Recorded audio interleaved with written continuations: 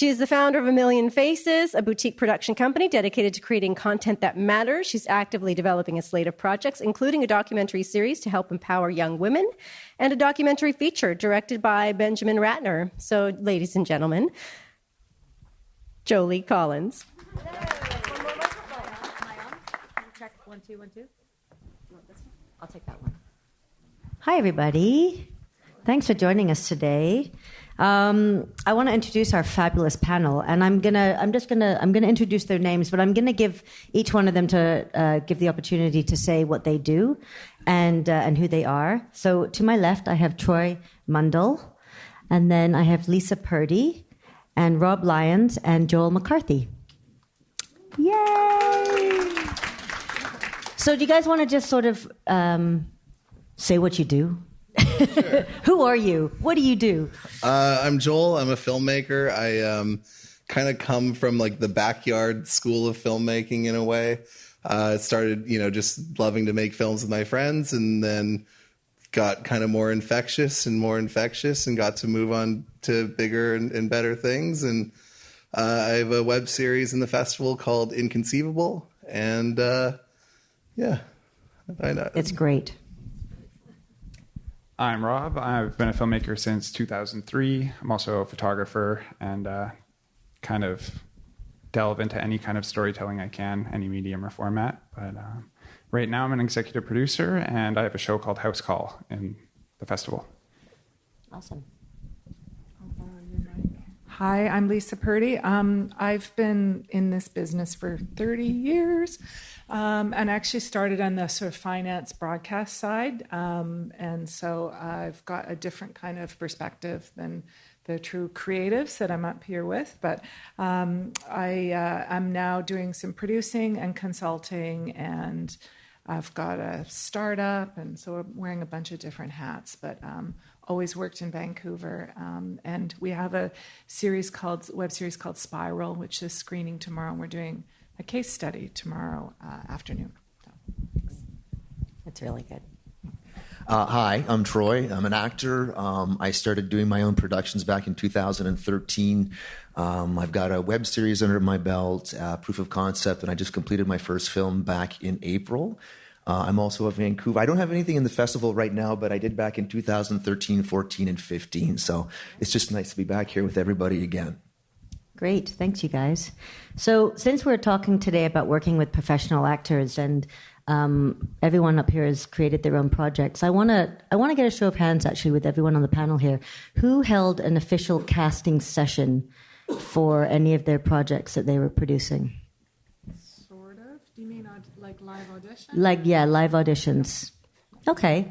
Because I think, we have this thing as well when we're working with lower budget productions, especially with web series, sometimes we're really trying to save every penny. And I sometimes think there might be a bit of a mindset that we can't afford professional actors or that we can't go that route.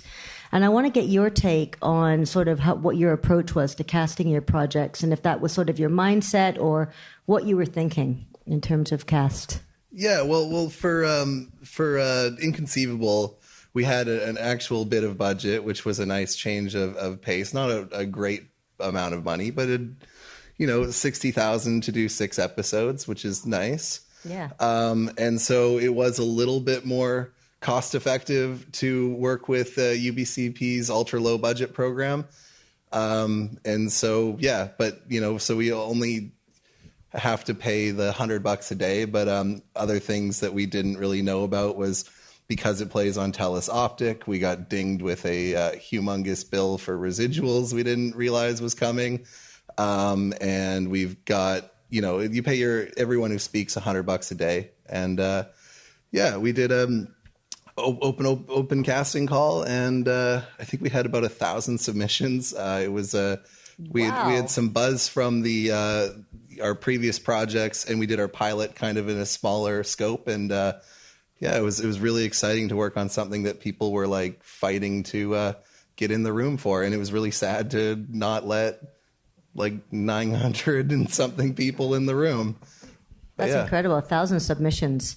The unique thing about it as well, working web series, because we create these extraordinary characters sometimes, but you don't always often get the opportunity to play. Like I've been an actor as well for a long time, and I know sometimes those juicy roles don't come around that often. And when you see a really unique story with a web series, you're like, I want to do that. That's something I've never been able to do before. So you get this like mix of like new people and professional actors that really want to play a part in these shows, right? Because it's an opportunity for everybody. Well, and I think a lot of the times when it comes to like the Vancouver service industry, you got these great professional actors auditioning for guy at the back of the lineup. And the thing that we can offer is, as creatives in here, is that we are giving our meatiest roles out to local actors. We're not flying people in. We can't afford that. So yeah, I think that everyone kind of helps each other in that way. Like I think that a lot of actors do want to play some more, more intense characters than he went this way, things like that. So yeah, I think it's exciting. What about you, Lisa, with Spiral? Did you set out to work with professional actors for your show? Yes, yeah, we did. So Karen McClellan is the co-executive producer and the showrunner, and she's on The Next Step. And so we had 2 committed performers from The Next Step out of our cast of 7. Sorry, one dies. So, spoiler alert. No, it's okay. It's in the first episode. You'll all see it. So we were committed to professional performers right from the outset, and then as to the casting question, we did it all by video. So we sent over sides, and so we didn't gather everyone in a room and get a casting director. Andrew Williamson and I acted as the casting directors that way. So. Yeah, that definitely does simplify things as well, because there is an expense for a casting director as well. Mm-hmm. And a lot of things are done online now. I think you can actually submit auditions via phone through Casting Workbook. I think you can. Yeah, I don't think we did that. We just got links to different Dropbox. And they were just sort of quick videos that the performers set up. So it worked out really well. Great. Yeah. Anyone else? What about you guys? Did you guys set out to work with professional actors for any of your projects, or was it whoever? Well, I'm union, so I don't actually have a choice. I've all of my productions have been union productions since I started. So, but no, I really enjoy it. We also cast non-union performers as well. And as far as the casting process, we've always held casting sessions. And there's always somewhere you can find for usually a cheaper price. Like Vada Studios is really good for renting out a room for $25 an hour. So on our budget, we can actually afford that. But most of our castings have been through that in video casting sessions. Okay. So I do want to point out. Oh, I'm so sorry. Sorry, should I share? No, please share. Please share. My experience was quite a bit different. I needed a rare unicorn for my show. I needed a doctor who had on-camera experience. So we kind of cherry-picked someone for the role. And luckily she agreed. She's in the room with us today, actually. Yvette, Dr. Yvette Liu.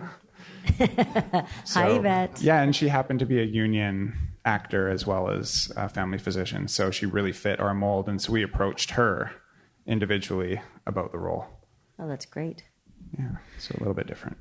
Yeah, so one of the misconceptions is whether if you're working with union actors is can I also have non-union actors as part of my production? And the answer to that is yes, you can. And UBCP, our union in BC here, has ultra-low budget agreements. And depending on the size of your production and the budget of your production, you can go online to UBCP.com and you can see there's student ultra-low budget production agreements. And there's the 2020, which is under 20 minutes, under $20,000. And there's the standard ultra low budget. And that's the one, I believe, where you have to pay your actors $100 a day. But you can have non-union actors as well as part of your production. So I want to just demystify if anyone was thinking you can't have one or the other. Oh, fair enough. But I think the only issue with that, though, is there is no solid UBCP program for no budget, longer form filmmaking. And, there's been so much evolution in how films are made, and so many young filmmakers who want to do a feature for no money or a web series for no money that's over that amount. And I just that's the thing that's been the most difficult thing. And so you have, actors acting under pseudonyms, or actors, having to jump through hoops because they want to work on these projects, but there's no avenue for that. So that's like my only issue with the web series side of things, because the whole purpose of web series, that the original origin is like people who couldn't get into television, they couldn't get these fundings, and they were, in their backyards making these amazing web series for no money. And that's the only issue that I've had hang-ups in the past. And working on doing a no budget web series, we had to, work around that aspect and hire some we found some really solid non-union talent, but it's been tough. And I wish that there was something for that, like for fun filmmaking. No, I think you raise a really good point, because with the technology that we have right now, you can just, it's become a lot easier for independent filmmakers to make their productions. And I don't want to say it's become easier to make things with less money. We've kind of been forced to do that, because it's never easy to make things with no money, right? We always need more money. But you're right. There is longer form content getting made on lower budgets. And that's how, like, I wouldn't have a career if I didn't do that stuff. And so I'm looking for the filmmakers of tomorrow. I really hope that there's a way that can get bridged. Okay, UBCP. Awesome. Do you guys Thanks, Jason. Do you guys consult much with like indie filmmakers when you guys are drafting your rules and dealing with that? Yeah, we did actually.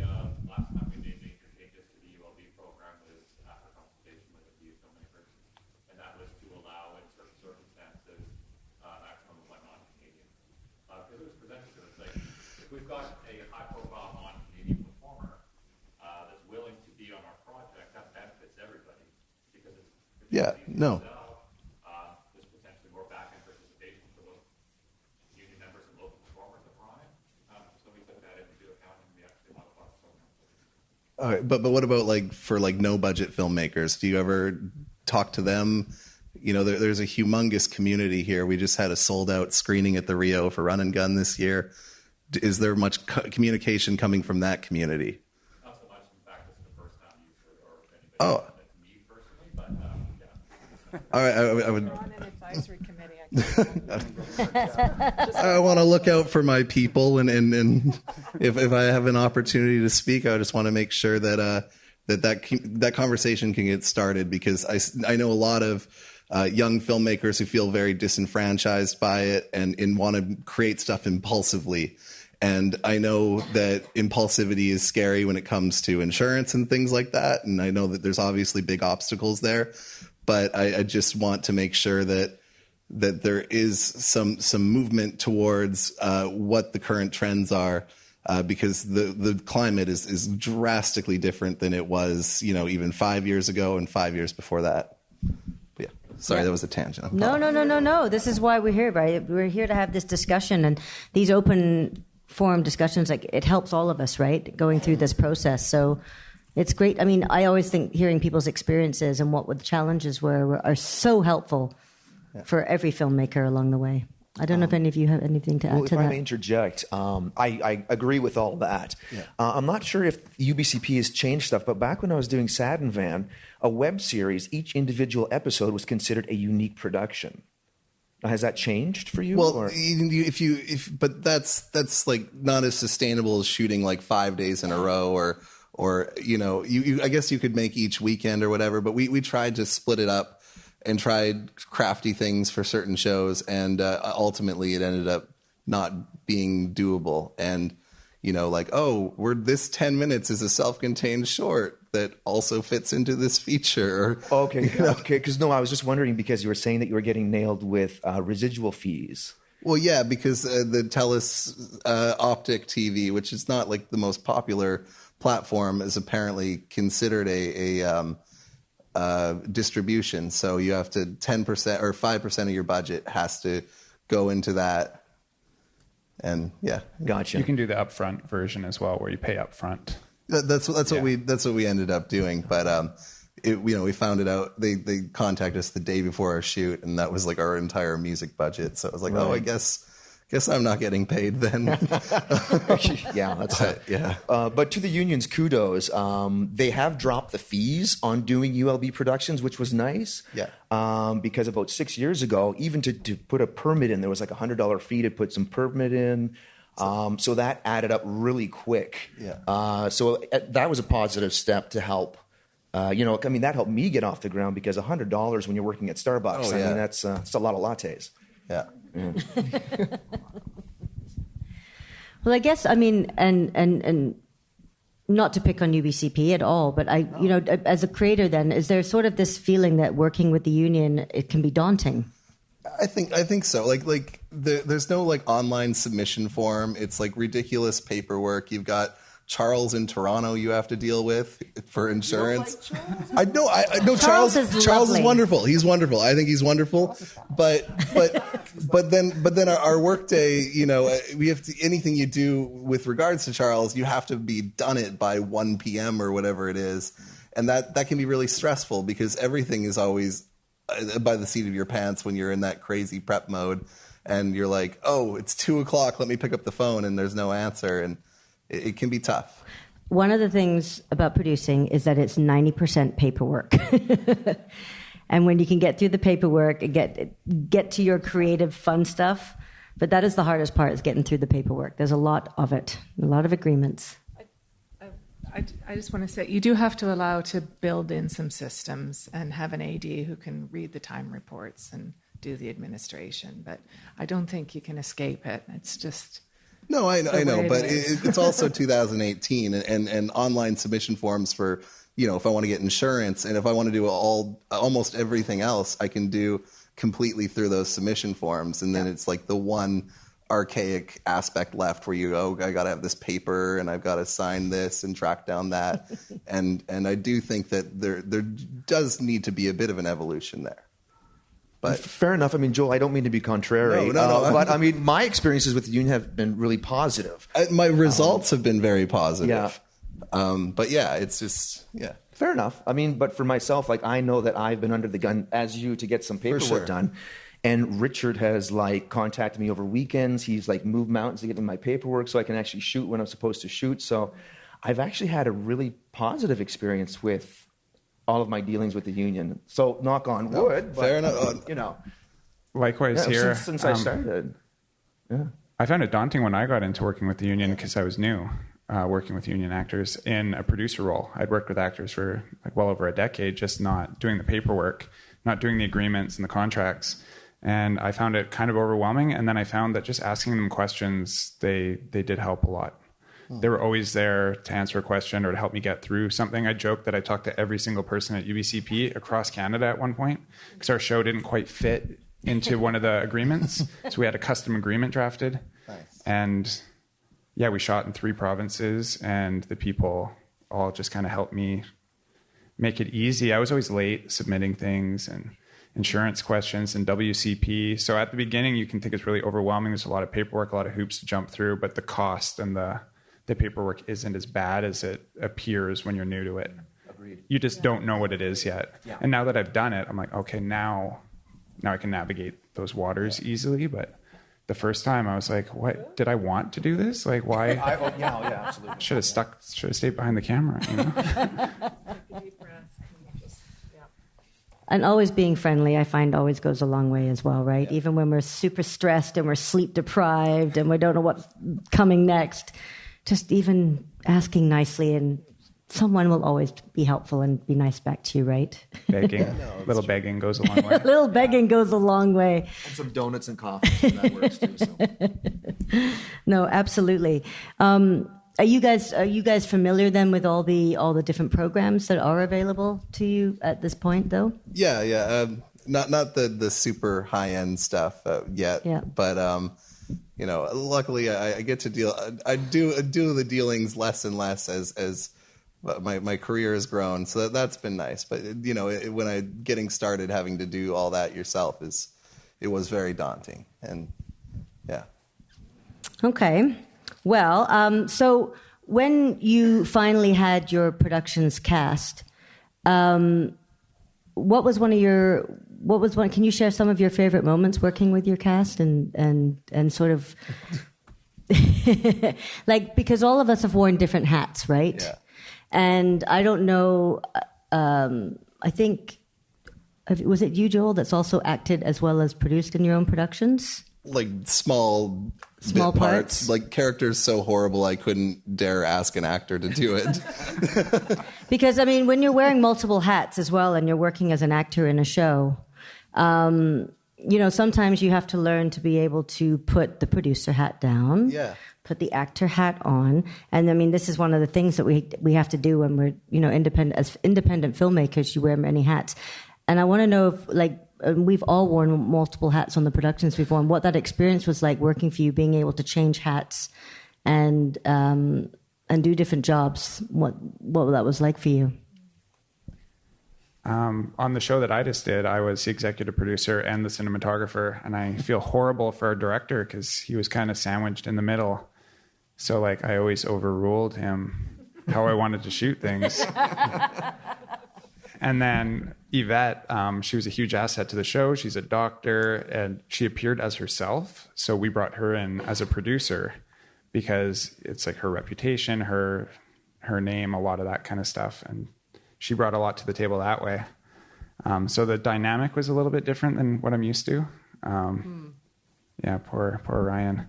But my favorite moments were like probably because I'm still a cinematographer at heart, like doing night shoots with like lighting setups and stuff, like the more tricky stuff, like shooting bridges out of focus in the background, like nice bokeh. Like I still like to shoot, so I didn't like the paperwork, I'll tell you that much. I don't think anybody does. Yeah. Really. I think when you work on a production, especially ones that are like for more than a day or two, regardless, you know, the cast, most of them end up becoming like your family or your biggest pain in your ass. But most of the people I worked with, like they are like my family now, and I see some of my family members here today, and it's a really, you know, it's for an actor, what they do is such an intimate thing. It's very vulnerable. It's scary.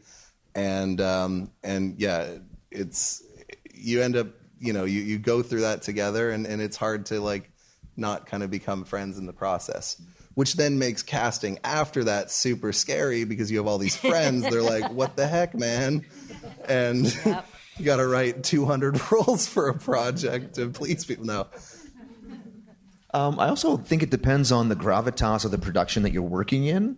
Like our first project was Single and Dating in Vancouver, and that was a comedy series. I mean, in that one, I could easily act, direct, produce, make sandwiches, clean toilets. Like it was just so easy. Yeah. But we did a short film, and it was much heavier content. So at that point, we had to bring on a co-director. Chad Riley, who's also part of the union. And then basically, it was my vision, but I had to communicate that to him so he was fully aware of what was going on. And then when I'm immersed in the role, you have to have that trust and just sit back and check in once in a while to make sure the boat is still kind of like on course. But yeah, depends on the depth or the level of the production that you're on. Yeah. No, absolutely it does, for sure. And I agree with what you said.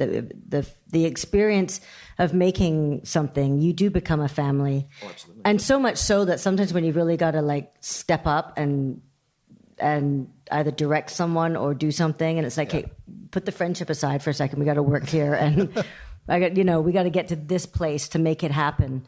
You know, that can be challenging for sure. There's definitely, we have our days, and I've learned. Like I'm an editor at heart when I shoot, and on my last shoot, I was a lot of like, okay, I got what I need for that shot, and like telling the actors instead, that was awesome. Let's move on. Not, yeah, I got what I need. We got to move there because we have so much we were shooting, right? We had to shoot like 60 pages in like 8 days, and so it was there wasn't time to like pat them on the back, but sometimes then I realized like, oh, that's actually needed a bit, and they're not just meat puppets, they're human beings. Thank you.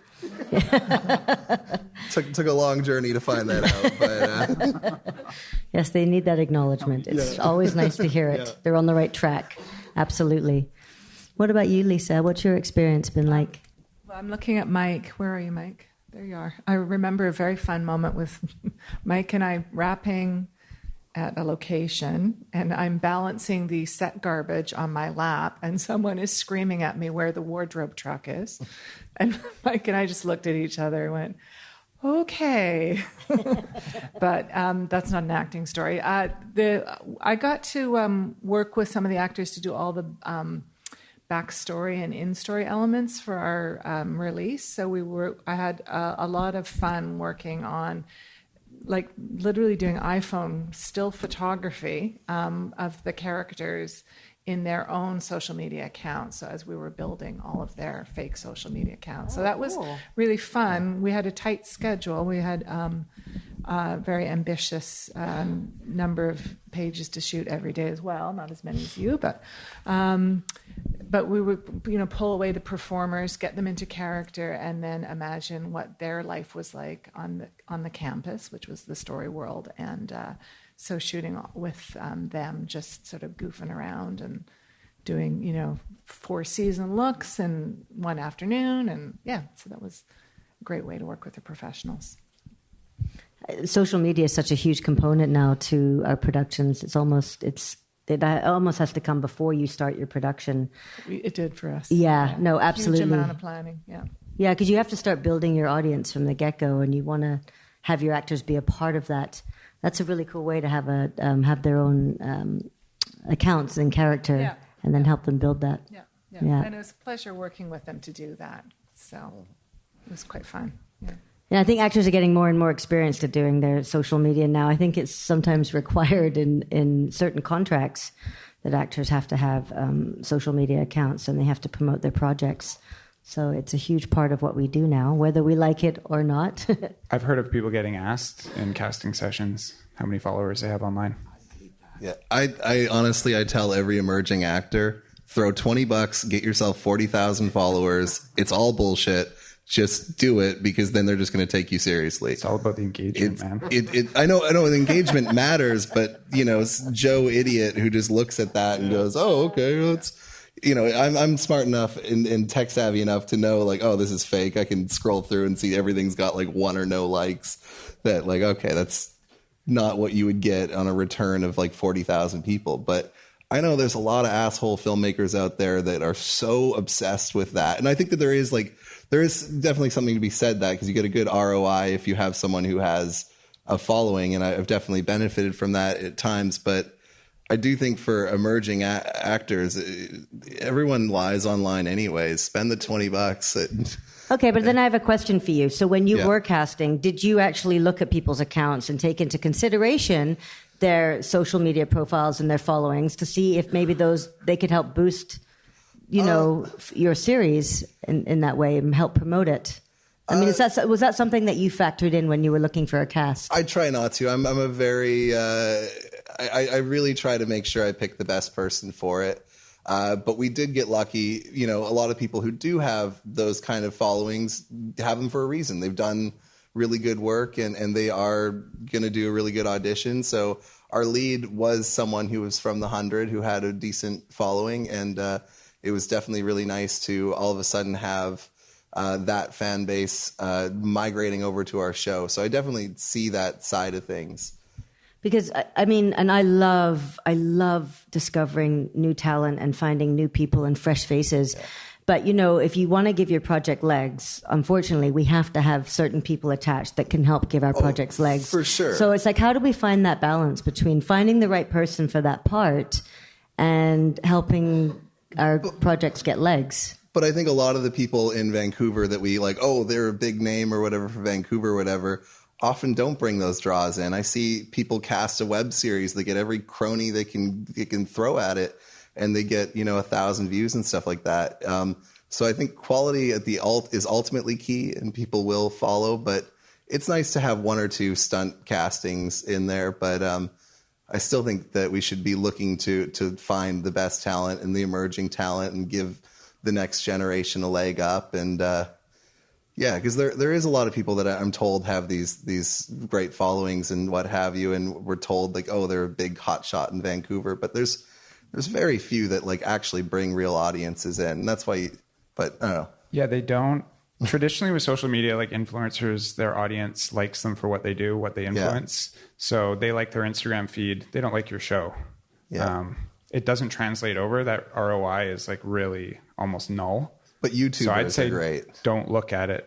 Like even YouTube, they cast YouTube stars in other web series and stuff, and they just flop. Really? Okay. Their audience, like they like them for vlogging. They don't like them acting in like a web series. I know people who just casted a pretty subpar actor in the show. I'm going to try to keep it as vague as possible. Who has a really big YouTube following, and they made a pretty subpar show, and they get great views. And I'm like, what? I can barely sit through this. But people were so excited to see this vlogger there. But maybe that's just the one example. There's also, like you said, like, I mean, I put stuff on YouTube and I run it as pre-roll, so it gets views.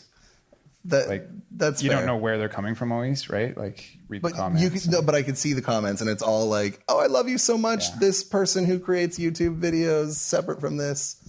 So yeah, definitely, I'm sure it happens, and there's like a percentage, but like. If you cast Casey Neistat in a web series right now, would it get as many views as his vlog? You know, like would that follower count go up? I'm sure it would do well, but it probably wouldn't do as well as you would expect. Right? No, it's true. It's true. What about for you, Lisa? Was it important to try and get someone that had a more of established name in your series? Yes. Yeah. I completely disagree with you. Fair enough. This is great. No, I love it. I'm going by disagree the data. away. Disagree this away. Isn't like so much my opinion. It's just like the analytics. We had some. The cast members. They had the Next Step following, and Next Step's been sold in 180 countries. Wow. So that's a lot of reach and audiences all over the globe.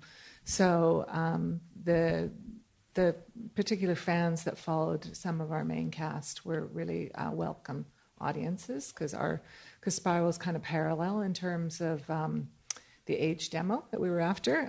But we also had some cast members who had no social accounts or 21 followers, so it wasn't all about that. No, but for it sure. was really important for us to get as wide an audience as possible because we, like everyone, worked really hard to put the show on. So we wanted to get as big a reach as we could.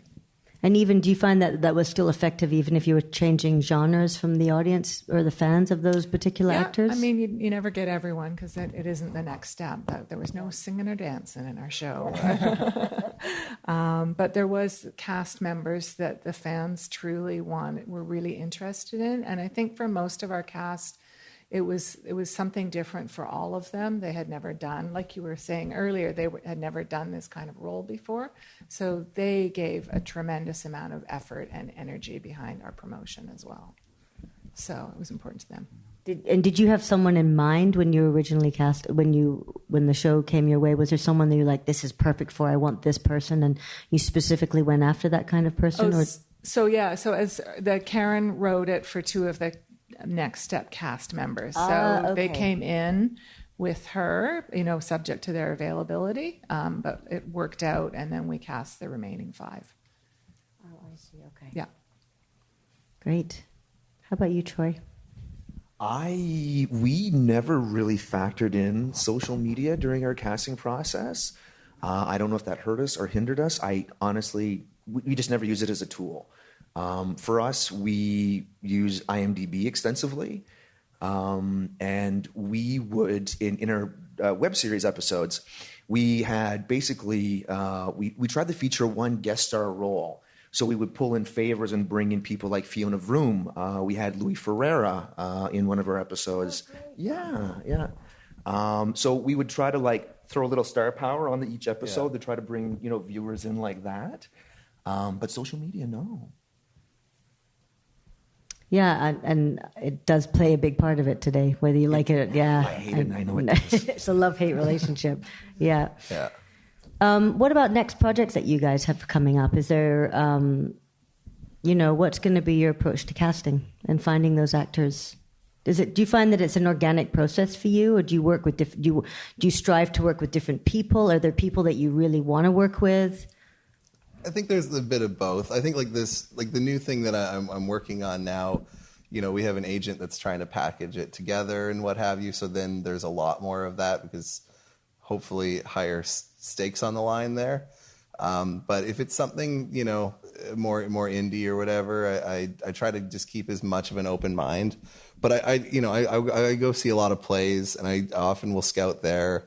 I go watch. I've seen a lot of indie content, and all my friends' shows and stuff like that. And I there's a part of me that, like, I do literally have a book of names and types and people, and I have built like a in my head roster. But I always try to keep a certain percentage of that door open, because you never, like, the person who we cast for our lead in Inconceivable, I'd never met her before and never anything like that. And she came in and just was such a lively add-on to it. And I think if I was only looking through the usual suspects, we wouldn't have created something that had such, yeah. Agreed. Completely. Yeah. Yeah, there's that moment where you just know it's the right person, and it's the best feeling in the world. Oh yeah, especially if you're like on your last like few hours of the casting, and you're day 2 or 3, and you're like, oh my gosh, we don't have a lead. Who's it gonna be? Yeah, absolutely. Yeah. How about for you guys? For our upcoming projects, is there Oh, someone? upcoming projects. Yes. So for myself, I mentioned earlier, I just completed my first short. We're submitting that to the film festival now. Awesome. But I'm in the process of tidying up a script right now, because I'd like to do my first feature next year. So right now I'm gunning for the telefilm. They've changed the name of it. It used to be the micro budget program, but they now call it the Emerging Artists Program, I think. Talent emerging, yeah. Yeah, that one. Yeah. So we're going to be gunning for that one, and hopefully it comes through. Great. We'll see. Fingers crossed. You never know. Do you have someone in mind that for the part, or you just gonna put it? I you don't have to do. say any names. You don't have to say any names. Well, I do, but like, there would have to be a whole lot of like schmoozing in order to get this lady to sign on board. Like, she's like super A-lister. But considering the content of the actual movie, it might be a possibility. Yeah. But definitely the other roles, you do have people in mind. Yeah.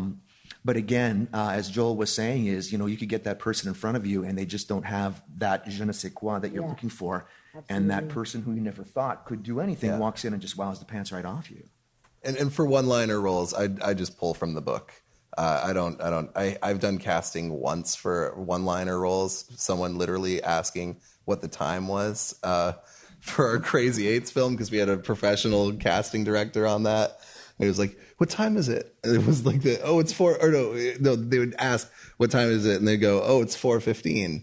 And that was like the whole thing. And I was like, what was my redirect? Like, like, you sounded either genuine or you're more off guard. You're in a rush. Your wife just left you, and all you can think about is this. And so, I don't know. For that stuff, the really small stuff, I'll just make a phone call. I find. That's funny. So we're hoping to do Spiral Season 2 and hoping to have the same cast members, but they're all working a lot and getting, ascendant in their careers. So I don't know if everyone will line up at the same time. So Yeah, that's always a challenge with an ensemble cast. Absolutely. Yeah.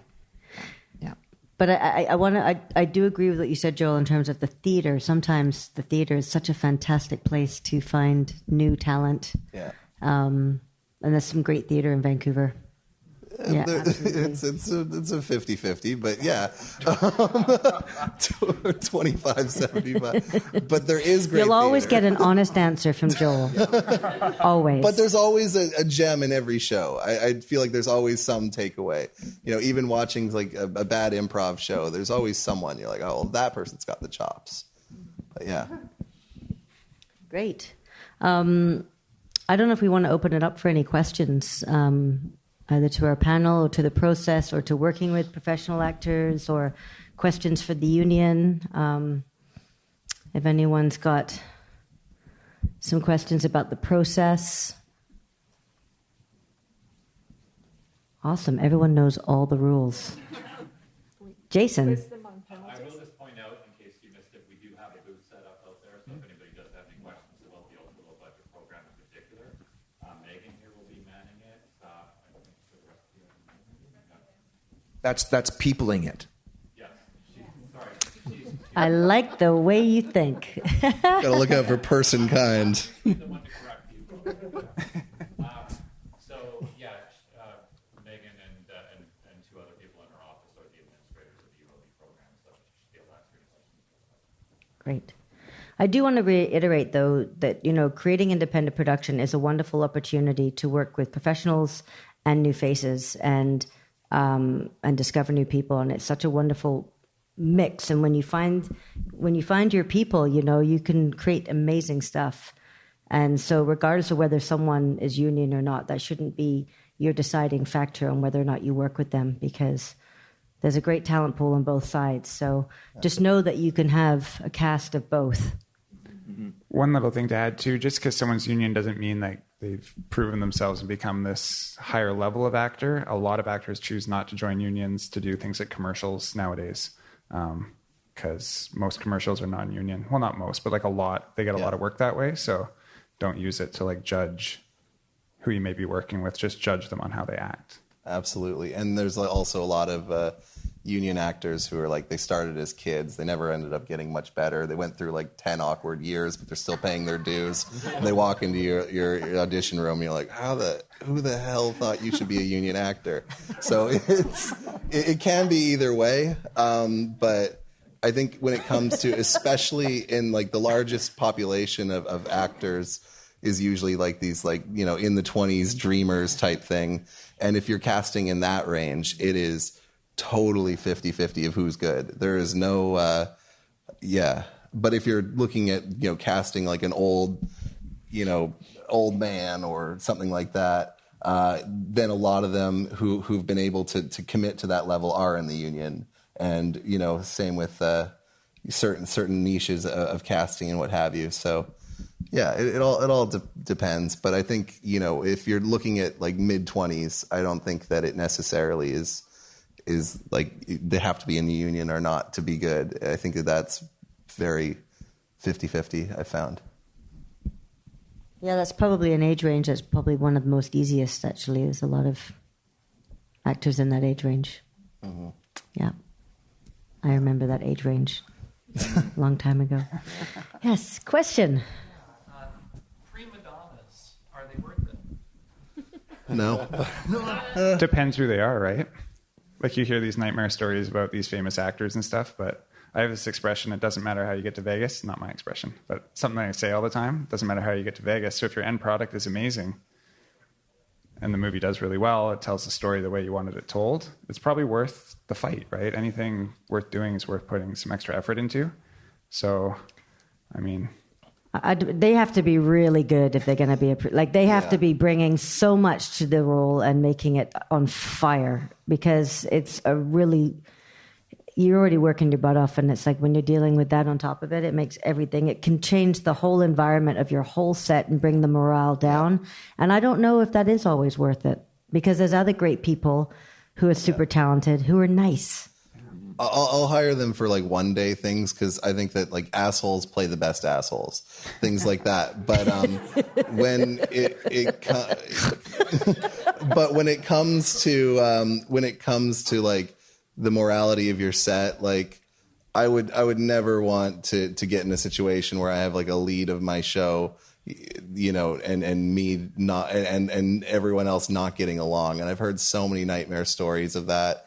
And I've experienced it in smaller scopes where there's one person who just is ruining it for everyone. And, you know, I got into filmmaking because I love it and I think it's fun. And when you take the fun out of it, it's not worth it. And there's so much rewarding of that bad behavior in this industry.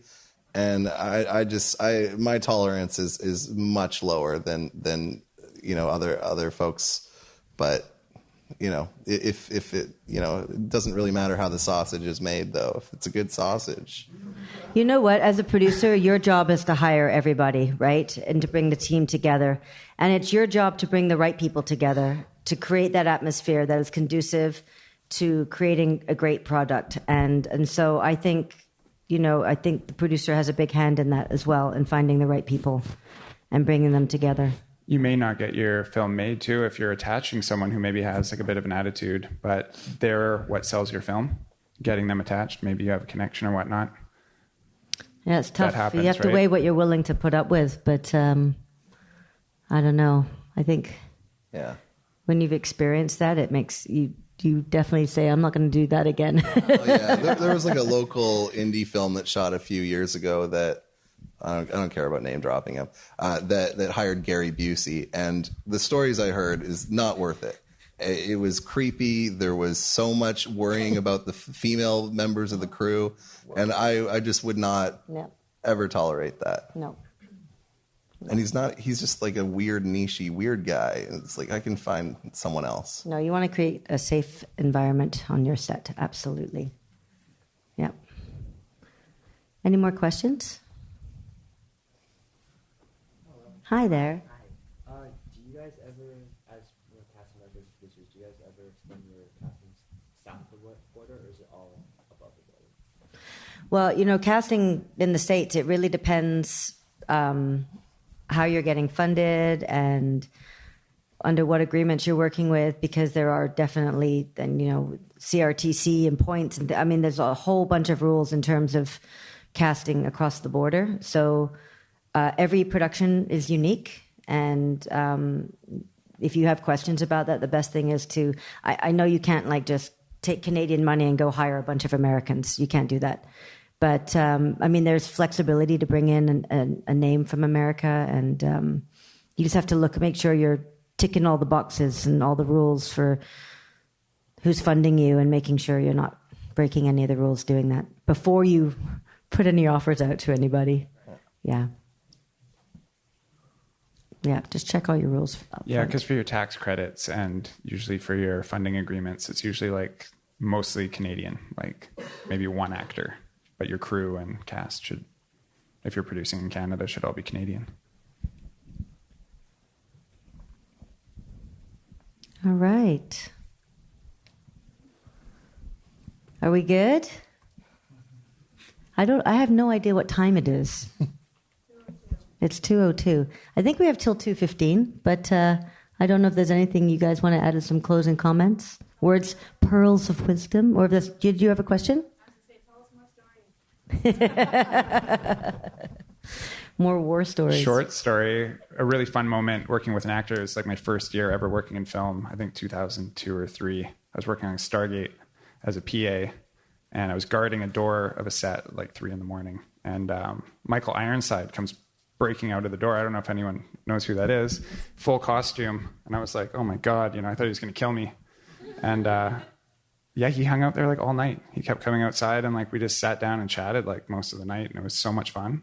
I guess that goes back to some people with attitudes are not on set. I learned that working on Stargate as a PA I was told don't look at that person, don't make eye contact, don't go anywhere near that trailer. And then there were other people who would come up to me and be like, hey man, I brought you a coffee, let's hang out, and you kind of meet the whole gamut of people. And I would agree, the ones who are friendly are a lot better to work with. The ones that you're afraid to talk to. The actors that really love it don't want to get wrapped. And when they do get wrapped, they're still there. They want to be a part of it. Yeah, absolutely. I think one thing is, if you want to aim high for talent, make sure that you're writing actor bait to a certain extent. Most roles out there you can't win Best Actor with, because there's not the beef there. You don't have enough that the characters battling against, enough dynamics or what have you. And so it comes in the when Best Actor, Best Actress is won, it's a combination effort of everyone, right? It's having a character on the page that was so interesting that this actor could turn it into something great. You can't. It's very rare that you have the worst script ever and an actor magically save it.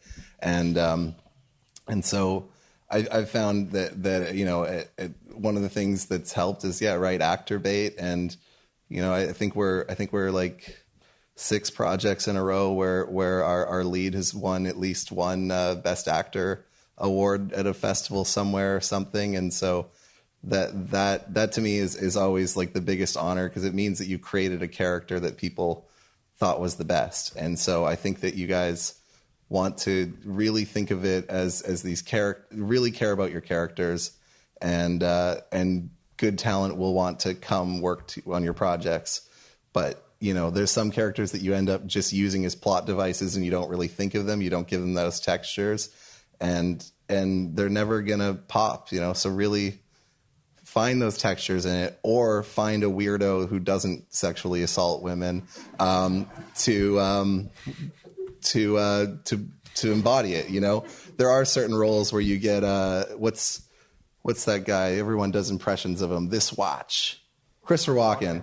Like, Christopher Walken can read me, hop on pop, and I'm sure it'd be the most interesting thing ever. So some people can outgrow what's on the page, but a lot of people, actors want that challenge, and if you can give them that challenge, they'll get excited about that role.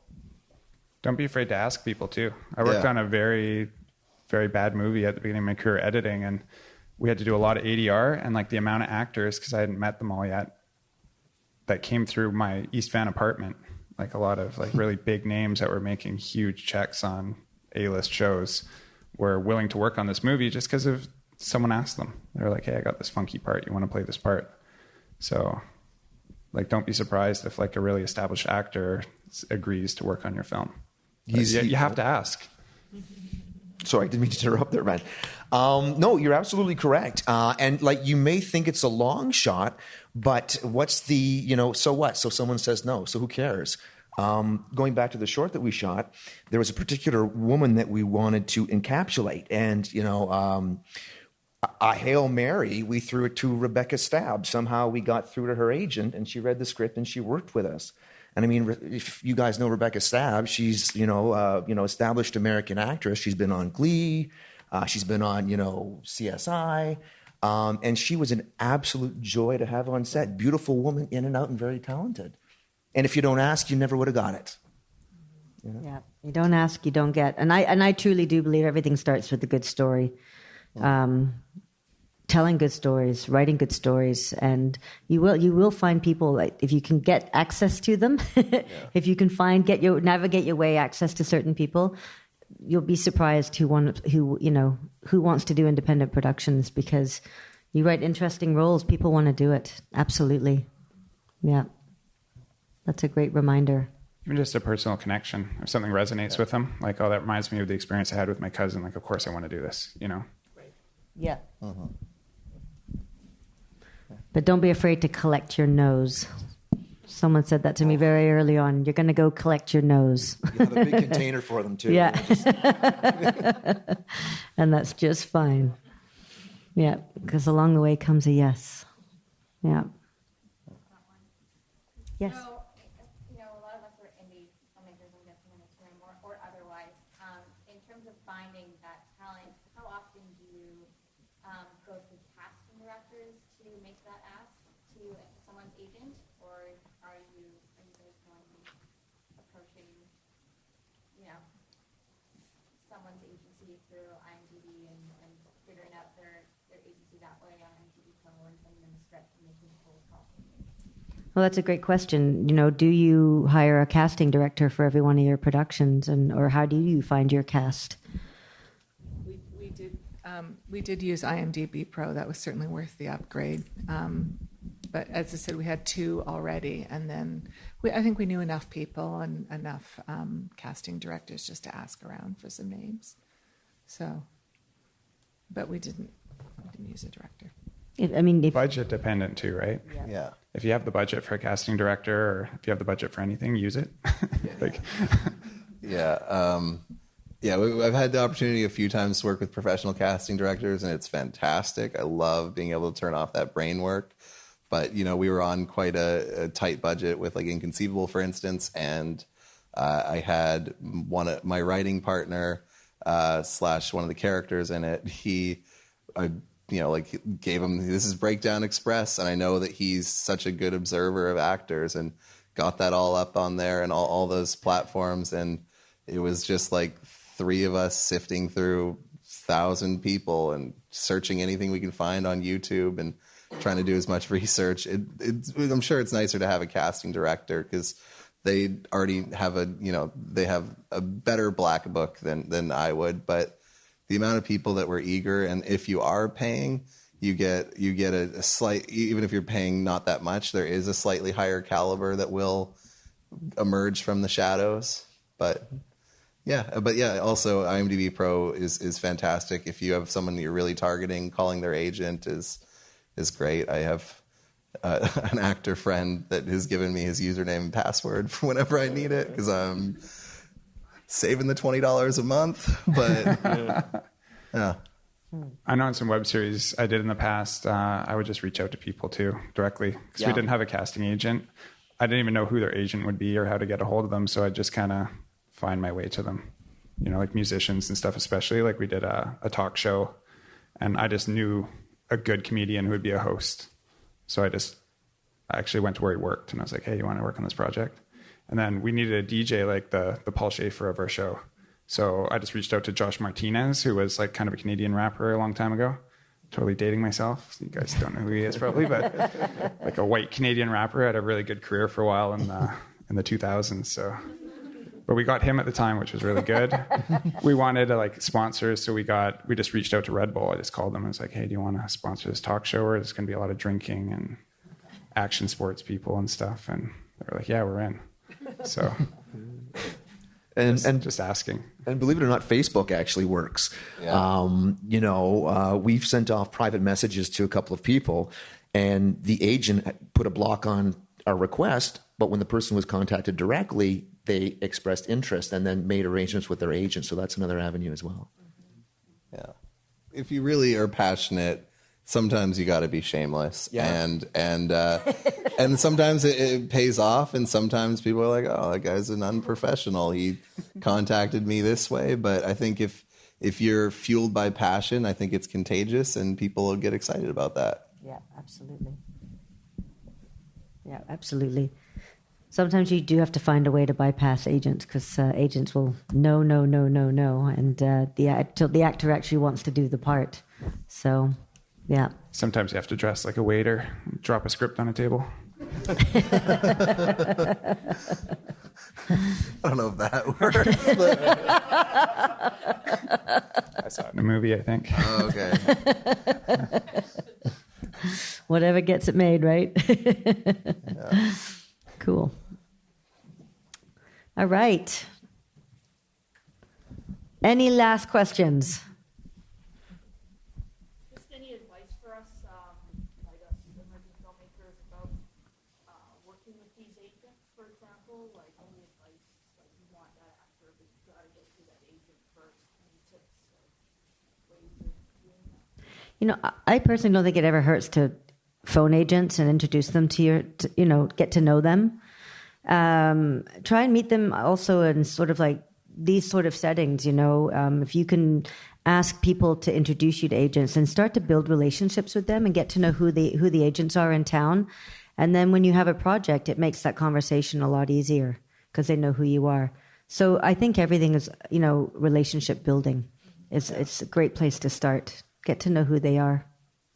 Yeah. And agents are good people to be friends of yours, because it's, once having an agent being able to get you out of a pinch last minute is fantastic, because you basically are helping each other in a lot of ways. So, yeah.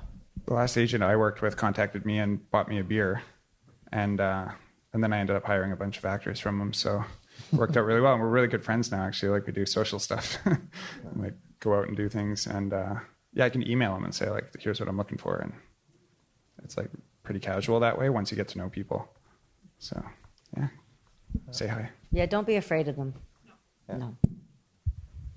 They're people. Any tips? I think everyone in this industry are people, and I think everyone's scared to a certain degree. It's scary to put yourself out there as a filmmaker, as an actor, as anything, to create an entity, and what if no one watches it, etc. And some people are just better at masking how scared they are, and some people get such luck in a row that they lose the fear altogether. But I think if you just realize that we're all humans, we're all scared. At least I think we are. Especially a lot of actors are very insecure. A lot, not all of them, but there's a lot of them that have a lot of insecurities and what have you. And it's kind of comforting to know that, like, even people who are like quite established, you'll get to know them better and realize that they're people and they're insecure about a number of different things and they're vulnerable about a number of different things. And if you can connect on a personal level and get to know people as people, everything gets better. And yeah. And eventually, you know, getting to meet those agents as people, and it's a good time.